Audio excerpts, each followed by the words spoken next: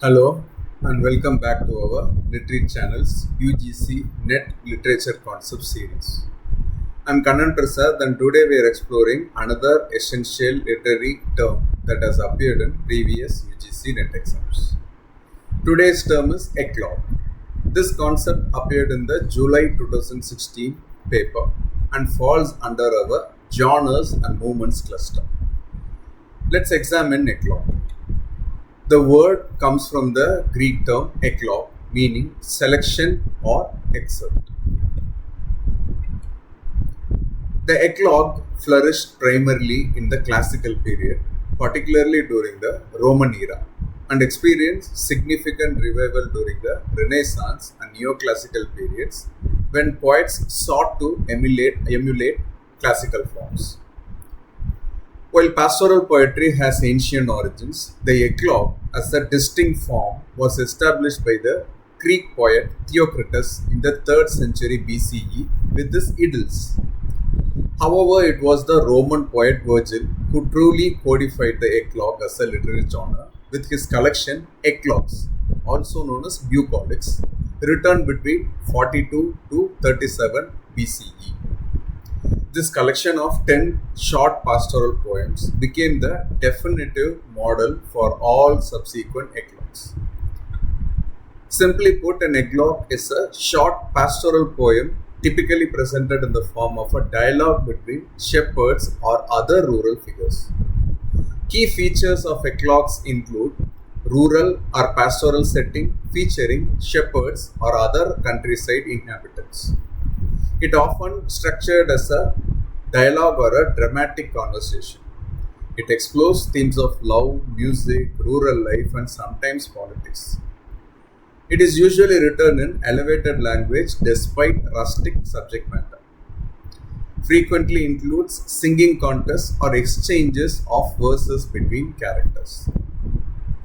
For UGC NET, remember that an eclogue is fundamentally a pastoral poem and Virgil is recognized as the best known author of eclogues, as correctly identified in the July 2016 question paper.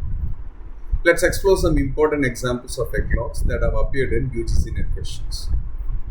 Virgil's eclogues represent the definitive model of the form, like mentioned before. In his first eclogue, Virgil presents a dialogue between two shepherds, Meliboeus and Tityrus. Meliboeus complains of being exiled from his lands while Tityrus can remain, reflecting the political situation during the Roman era. Tityrus, you lie under the canopy of a spreading peach, wooing the woodland muse on slender reed, but we are leaving our country's boundaries and sweet fields. We are outcasts from our country. You, Tityrus, at ease in the shade, teach the woods to echo fair Amaryllis. The Renaissance saw a revival of the eclogue form. Edmund Spenser's The Shepherd's Calendar, published in the 1579, consists of 12 eclogues, one for each month of the year, and uses the pastoral form to discuss religious and political issues of Elizabethan England. Alexander Pope's Pastorals, published in the 1709, demonstrates the neoclassical adaptation of the eclogue form, consciously modelled after Virgil but set in the English countryside. First in these fields I try the silver strains, nor bless to sport on Windsor's blissful plains. Fair Thames, flow gently from thy sacred spring, while on thy banks Sicilian muses sing. A modern adaptation can be found in W. H. Auden's Eclogue from Iceland, published in the year 1936, which uses the traditional form to engage with contemporary social and political concerns. Now let's test your understanding with a quick quiz. Which of these best describes an eclogue? Option A, lengthy poem, epic poem about heroic adventures. Option B, short pastoral dialogue, often between shepherds. Take a moment to think about it. You can pause the video if you want. And the answer is B.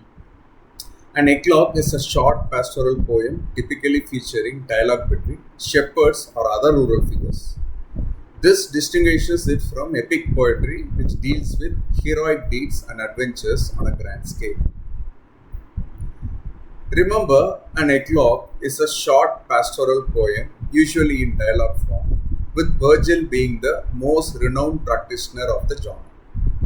For UGC NET exam, be prepared to identify this form and its characteristics. In our next video, we'll explore another important literary term. Thanks for watching Literature channel.